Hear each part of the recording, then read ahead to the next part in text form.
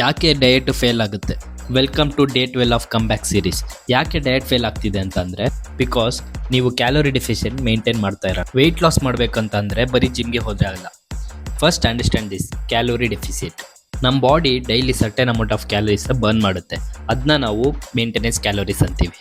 ಅದಕ್ಕಿಂತ ಸ್ವಲ್ಪ ಕಮ್ಮಿ ಕ್ಯಾಲೋರಿ ತಿಂದರೆ ಅದನ್ನ ಕ್ಯಾಲೋರಿ ಡೆಫಿಸಿಟ್ ಅಂತ ಕರಿತೀವಿ. ಫಾರ್ ಎಕ್ಸಾಂಪಲ್, ನೀವು 2200 ಕ್ಯಾಲರೀಸ್ ಬರ್ನ್ ಮಾಡ್ತಾ ಇದ್ದೀರಾ ಅಂದರೆ 1800 to 1900 ಕ್ಯಾಲರೀಸ್ ತಿಂದರೆ body automatically stored fat use ಮಾಡುತ್ತೆ ಎನರ್ಜಿಗೆ. ಬಟ್ ಕೇರ್ಫುಲ್, ಟೂ ಮಚ್ ಕಮ್ಮಿ ಮಾಡಿದರೆ ಎನರ್ಜಿ ಕಮ್ಮಿ ಆಗುತ್ತೆ, ವೀಕ್ನೆಸ್ ಆಗುತ್ತೆ, ಮೆಟಬಾಲಿಸಮ್ ಸ್ಲೋ ಆಗುತ್ತೆ. ಸೊ ಟಿಪ್ ಏನಪ್ಪ ಅಂತಂದರೆ, ಜಂಕ್ ಫುಡ್ನ ಕಟ್ ಮಾಡಿ, ಪ್ರೋಟೀನ್ ಆ್ಯಂಡ್ ವೆಜ್ಜಸ್ನ ಜಾಸ್ತಿ ತಿನ್ನಿ, ಮೂವ್ಮೆಂಟ್ ಇನ್ಕ್ರೀಸ್ ಮಾಡಿ, ಲೈಕ್ ವಾಕಿಂಗ್, ವರ್ಕೌಟ್ ಈ ಥರದನ್ನೆಲ್ಲ ಆ್ಯಡ್ ಮಾಡ್ಕೊಳ್ಳಿ.